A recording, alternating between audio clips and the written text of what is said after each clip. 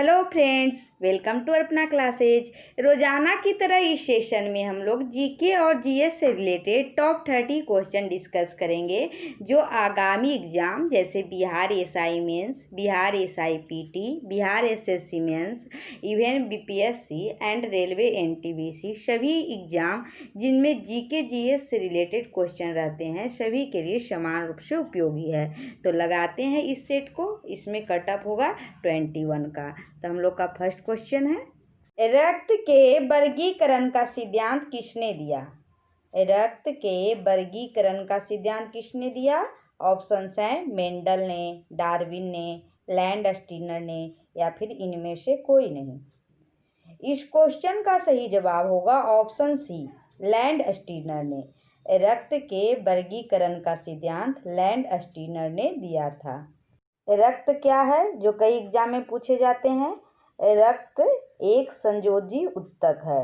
रक्त क्या है? रक्त एक संयोजी उत्तक है और परिसंचरण तंत्र में रक्त के अतिरिक्त एक केंद्रीय पंप अंग होता है जिसे हृदय कहते हैं और रुधिर वाहिनियां भी होती है और इन्हीं रुधिर वाहिनियों के भीतर रुधिर निरंतर प्रवाहित होते रहता है।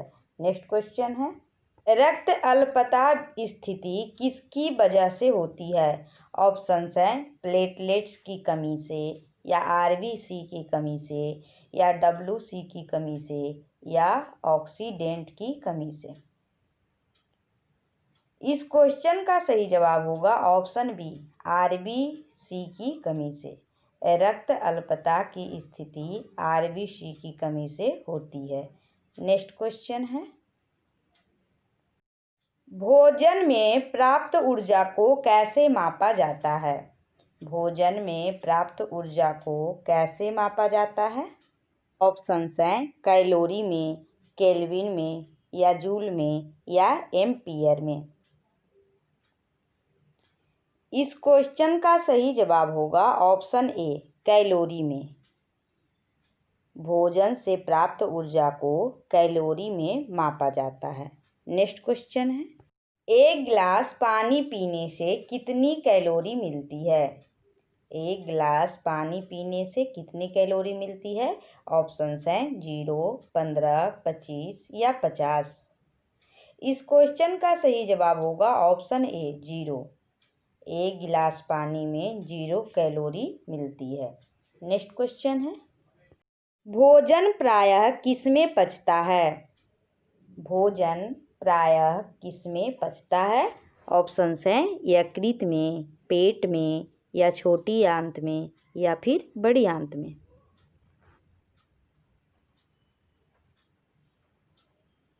इस क्वेश्चन का सही जवाब होगा ऑप्शन सी, छोटी आंत में। भोजन प्रायः छोटी आंत में पचता है, स्मॉल इंटेस्टाइन में। नेक्स्ट क्वेश्चन है, प्रकाश संश्लेषण होता है। प्रकाश संश्लेषण किसमें होता है? ऑप्शंस हैं न्यूक्लियस में या माइटोकॉन्ड्रिया में या क्लोरोप्लास्ट में या फिर पैरोक्सीसोम में। इस क्वेश्चन का सही जवाब होगा ऑप्शन सी, क्लोरोप्लास्ट में। प्रकाश संश्लेषण क्लोरोप्लास्ट में होता है। प्रकाश संश्लेषण की क्रिया पौधे के हरे भाग में होती है। कहाँ होती है प्रकाश संश्लेषण की क्रिया? पौधे के हरे भाग में होती है और पौधे का हरा भाग क्लोरोप्लास्ट होता है। नेक्स्ट क्वेश्चन है, एंजाइम एक क्या है? एंजाइम एक विटामिन है या बैक्टीरिया है या बायो उत्प्रेरक है या वायरस है? इस क्वेश्चन का सही जवाब होगा ऑप्शन सी, बायो उत्प्रेरक है। एंजाइम क्या है? बायो उत्प्रेरक है। और हम लोग जानते हैं कि लार में 2 एंजाइम पाया जाता है। लार में 2 एंजाइम पाया जाता है, कौन कौन? टाइलिन और लाइसोजाइम। लार में 2 एंजाइम कौन कौन पाया जाता है? टाइलिन पाया जाता है और लाइसोजाइम पाया जाता है। और इसमें से टाइलिन भोजन में उपस्थित स्टार्च को माल्टोज शर्करा में अपघटित कर देता है। फिर माल्टोज नामक एंजाइम माल्टोज शर्करा को ग्लूकोज में परिवर्तित कर देता है। क्या क्या होता है? लार में 2 एंजाइम पाया जाता है? टाइलिन और लाइसोजाइम। और इनमें से टाइलिन भोजन में उपस्थित स्टार्च को माल्टोज शर्करा में अपघटित करता है और फिर माल्टेज नामक एंजाइम माल्टोज शर्करा को ग्लूकोज में परिवर्तित कर देता है। नेक्स्ट क्वेश्चन है, लार किसके पाचन में मदद करता है? लार किसके पाचन में मदद करता है? वसा के, या स्टार्च के, या प्रोटीन के, या विटामिन के? अभी हम लोगों ने देखा था लार किसके पाचन में मदद करती है। इसका सही जवाब होगा ऑप्शन बी, स्टार्च की। लार स्टार्च की पाचन में मदद करती है। और लार में कौन कौन एंजाइम पाया जाता है? टाइलिन और लाइसोजाइम। नेक्स्ट क्वेश्चन है, शरीर के किस भाग में पीत रस का उत्पादन होता है? शरीर के किस भाग में पीत रस का उत्पादन होता है? हृदय में, या फेफड़े में, या गुर्दे में, या फिर यकृत में? इस क्वेश्चन का सही जवाब होगा ऑप्शन डी, यकृत में। यकृत में पीत रस का उत्पादन होता है। मनुष्य के पाचन क्रिया के क्रम में यकृत से स्रावित पीत रस मिलता है। कहाँ स्रावित होता है पीत रस? यकृत से स्रावित होता है। और इस पीत रस में किसी भी प्रकार का एंजाइम नहीं पाया जाता है। यह जो पीत रस होता है उसमें किसी भी प्रकार का एंजाइम नहीं पाया जाता है और इसकी प्रकृति क्षारीय है। यह कौन सी प्रकृति का है? यह क्षारीय प्रकृति का होता है। क्या होता है? पीत रस। नेक्स्ट क्वेश्चन है, भूख लगने पर कोई व्यक्ति सर्वप्रथम उपयोग करता है अपनी, क्या उपयोग करता है? जब किसी व्यक्ति को भूख लगता है तब वह क्या उपयोग करता है? ग्लाइकोजन, या वसा, या जो रुधिर प्रोटीन है वो, या पेशी प्रोटीन। भूख लगने पर कोई व्यक्ति सर्वप्रथम उपयोग करता है, क्या उपयोग करता है? इस क्वेश्चन का सही जवाब होगा ऑप्शन ए, ग्लाइकोजन। भूख लगने पर कोई व्यक्ति ग्लाइकोजन का उपयोग करता है। यह रेलवे एनटीपीसी एग्जाम में पूछे गए क्वेश्चन है 2016 में। नेक्स्ट क्वेश्चन है, कार्नोटाइट किस धातु का अयस्क या खनिज है? कार्नोटाइट किस धातु का अयस्क या खनिज है? ऑप्शंस हैं बेरिलियम का, या क्रोमियम का, या यूरेनियम का, या फिर कॉपर का। कार्नोटाइट किस धातु का अयस्क है? इस क्वेश्चन का सही जवाब होगा ऑप्शन सी, यूरेनियम का। कार्नोटाइट यूरेनियम का अयस्क है। कार्नोटाइट यूरेनियम का एक अयस्क है और शुद्ध कार्नोटाइट में लगभग 53% यूरेनियम होता है। शुद्ध कार्नोटाइट में लगभग कितने परसेंट यूरेनियम रहता है? 53% यूरेनियम रहता है। नेक्स्ट क्वेश्चन है, पसीने वाली ग्रंथियां मानव शरीर के किस अंग में मौजूद होती है? ऑप्शंस हैं गुर्दा में, या यकृत में, या अग्न्याशय में, या फिर त्वचा में। इस क्वेश्चन का सही जवाब होगा ऑप्शन डी, त्वचा में। पसीने वाली ग्रंथियां मानव शरीर के त्वचा में मौजूद होती है। नेक्स्ट क्वेश्चन है, गुर्दे का कार्यात्मक यूनिट है। गुर्दे का कार्यात्मक यूनिट क्या है? एक्सॉन है, या न्यूरॉन है, या नेफ्रॉन है, या धमनी है? इस क्वेश्चन का सही जवाब होगा ऑप्शन सी, नेफ्रॉन है। किडनी या गुर्दे मनुष्य एवं अन्य स्तनधारियों में मुख्य उत्सर्जित अंग एक जोड़ा किडनी होता है। मनुष्य एवं अन्य स्तनधारियों में मुख्य उत्सर्जित अंग के रूप में एक जोड़ा किडनी होता है, जो रुधिर परिसंचरण से उत्सर्जित पदार्थों को हटाने और साथ ही साथ रुधिर को लाभदायक तत्वों को बनाए रखने के लिए भली भांति अनुकूलित करता है। और किडनी का कितना भार होता है? किडनी का भार 140 ग्राम का होता है। प्रत्येक किडनी में लगभग 1,30,000 सूक्ष्म नलिकाएं होती हैं।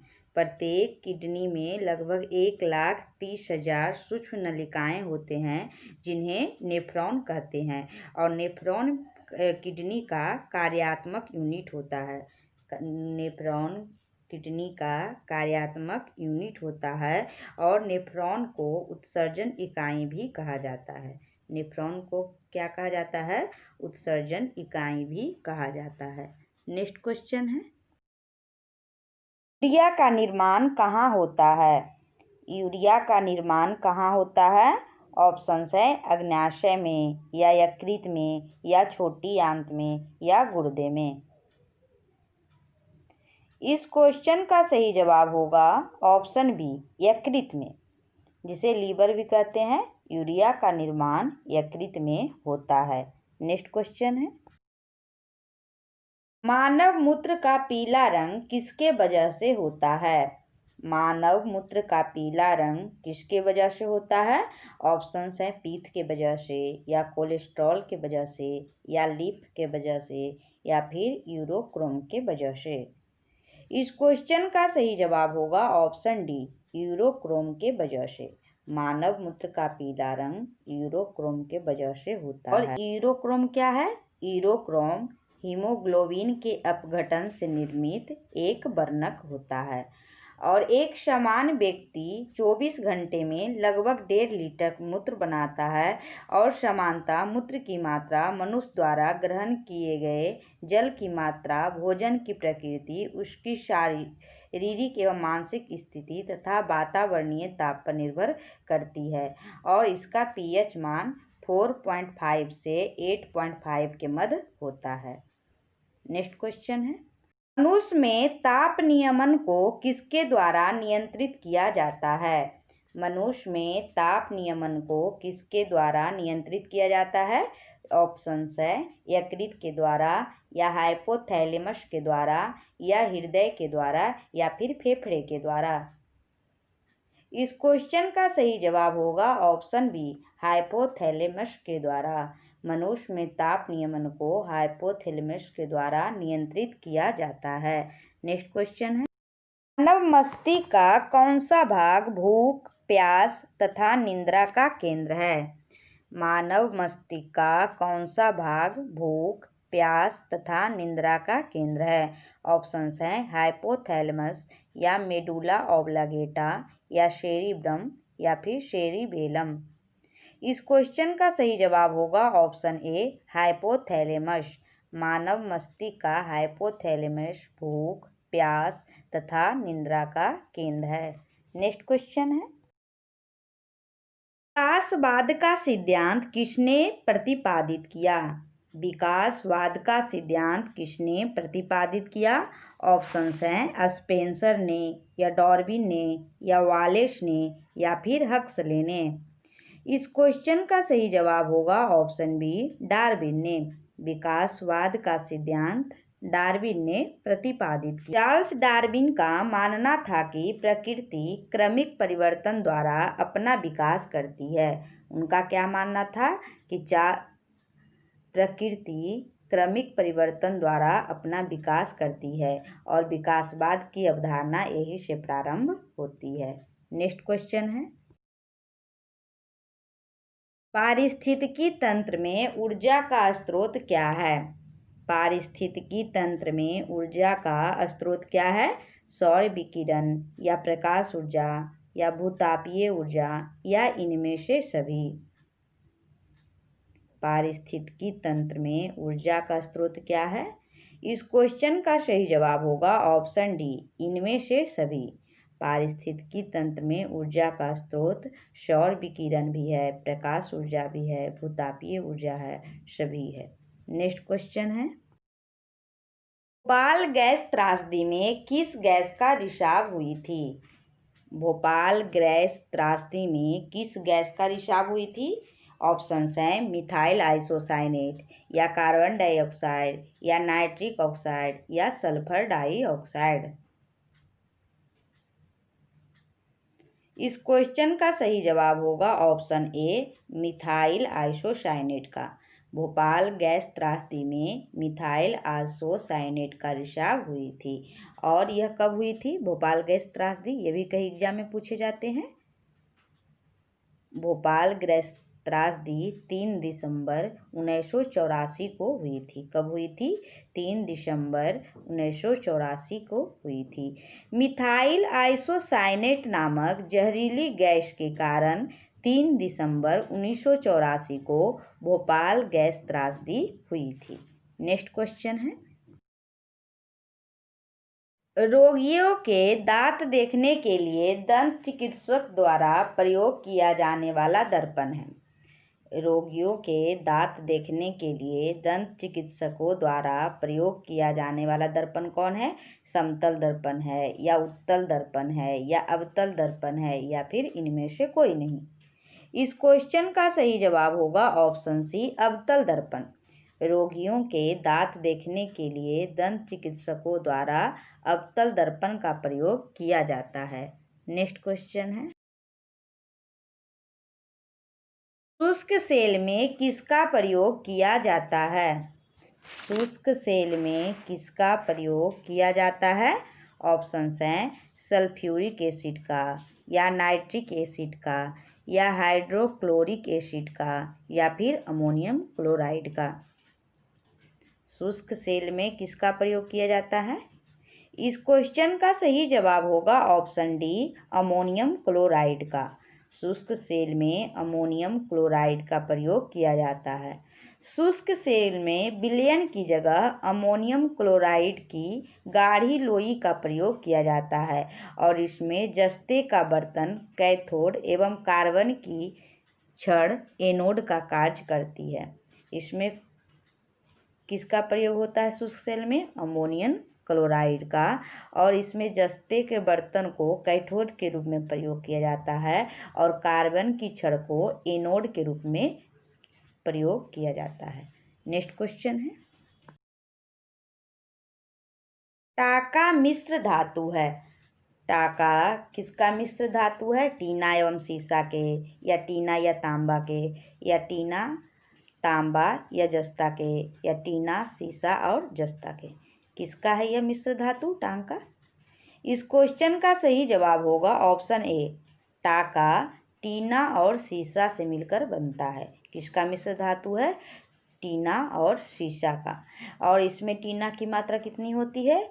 इसमें टीना की मात्रा 67% और सीसा की मात्रा 33% होता है। किससे मिलकर बनता है टाका? टीना और सीसा से। नेक्स्ट क्वेश्चन है, ओंकोजिन संबंधित है। ओंकोजिन किससे संबंधित है? तपेदिक से या पीलिया से या कर्क रोग से या फिर आंत ज्वर से। ओंकोजिन किससे संबंधित है? कर्क रोग, जिसे कैंसर रोग भी कहते हैं। इसका सही जवाब होगा ऑप्शन सी, कर्क रोग से। कर्क रोग का अन्य नाम कैंसर है जो ओंकोजिन से संबंधित है। नेक्स्ट क्वेश्चन है, किस विटामिन को हार्मोन माना जाता है? किस विटामिन को हार्मोन माना जाता है? विटामिन ए को या विटामिन बी को या विटामिन ई को या विटामिन डी को। इस क्वेश्चन का सही जवाब होगा ऑप्शन डी, विटामिन डी को। विटामिन डी को हार्मोन माना जाता है। सूर्य की किरणें त्वचा में उपस्थित इर्गेस्टेरॉल को विटामिन डी में परिवर्तित कर देता है। किस विटामिन को हार्मोन माना जाता है? इसका सही जवाब होगा ऑप्शन डी, विटामिन डी को। नेक्स्ट क्वेश्चन है, विद्युत धारिता का मात्रक होता है। विद्युत धारिता का मात्रक क्या होता है? फैराडे होता है या कूलम्ब होता है या वोल्ट होता है या फिर एम्पियर होता है। क्वेश्चन का सही जवाब होगा ऑप्शन ए, फैराडे होता है। विद्युत धारिता का मात्रक फैराडे होता है और विद्युत धारिता बराबर क्या होता है? आवेश बटा विभव। विद्युत धारिता का सूत्र क्या होता है? आवेश बटा विभव। नेक्स्ट क्वेश्चन है, नाभिक की खोज किसने की? नाभिक की खोज किसने की? चैडविक ने या रदरफोर्ड ने या टॉमसन ने या फिर गोल्डस्टीन ने। इस क्वेश्चन का सही जवाब होगा ऑप्शन बी, रदरफोर्ड ने। रदरफोर्ड ने नाभिक की खोज की थी। और कब की थी रदरफोर्ड नाभिक की खोज? 1911 ईस्वी में, जो कई एग्जाम में पूछे जाते हैं। नाभिक की खोज रदरफोर्ड ने कब की? तो उसका सही जवाब होगा 1911 ईस्वी में। नेक्स्ट क्वेश्चन है, यूरेनियम के रेडियोधर्मी विखंडन का अंतिम उत्पाद है। यूरेनियम के रेडियोधर्मी विखंडन का अंतिम उत्पाद क्या है? सीसा है, या रेडियम है, या थोरियम है, या प्लूटोनियम है। इस क्वेश्चन का सही जवाब होगा ऑप्शन ए, शीशा है। यूरेनियम के रेडियोधर्मी विखंडन का अंतिम उत्पाद शीशा है। नेक्स्ट क्वेश्चन है, जल में वायु का बुलबुला किसकी भांति व्यवहार करता है? जल में वायु का बुलबुला किसकी भांति व्यवहार करता है? उत्तल दर्पण की भांति, या उत्तल लेंस की भांति, या अवतल दर्पण की भांति, या फिर अवतल लेंस की भांति। जल में वायु का बुलबुला किसकी भांति व्यवहार करता है? इस क्वेश्चन का सही जवाब होगा ऑप्शन डी, अवतल लेंस की भांति। अवतल लेंस की भांति जल में वायु का बुलबुला व्यवहार करता है, और कई एग्जाम में पूछे जाते हैं यह किसके कारण ऐसा होता है? तो इसका सही जवाब होगा प्रकाश के अपवर्तन के कारण। प्रकाश के अपवर्तन के कारण जल में वायु का बुलबुला अवतल लेंस की भांति व्यवहार करता है। नेक्स्ट क्वेश्चन है, दूध उदाहरण है। दूध किसका उदाहरण है? विलयन का, फेन का, या बायुबियल का, या पायस का। इस क्वेश्चन का सही जवाब होगा ऑप्शन डी, पायस का। दूध पायस का उदाहरण है। इस प्रकार टॉप 30 क्वेश्चन का यह सेशन समाप्त हुआ। अगर यह वीडियो आपको अच्छी लगी हो और हेल्पफुल लगी हो तो लाइक, सब्सक्राइब एंड शेयर करें। और कल हम लोग का टॉप 30 क्वेश्चन होगा किसका? ज्योग्राफी का। हम लोग का कल टॉप 30 क्वेश्चन होगा ज्योग्राफी का, इसलिए थोड़ा रिवाइज कर ले। Thank you for watching.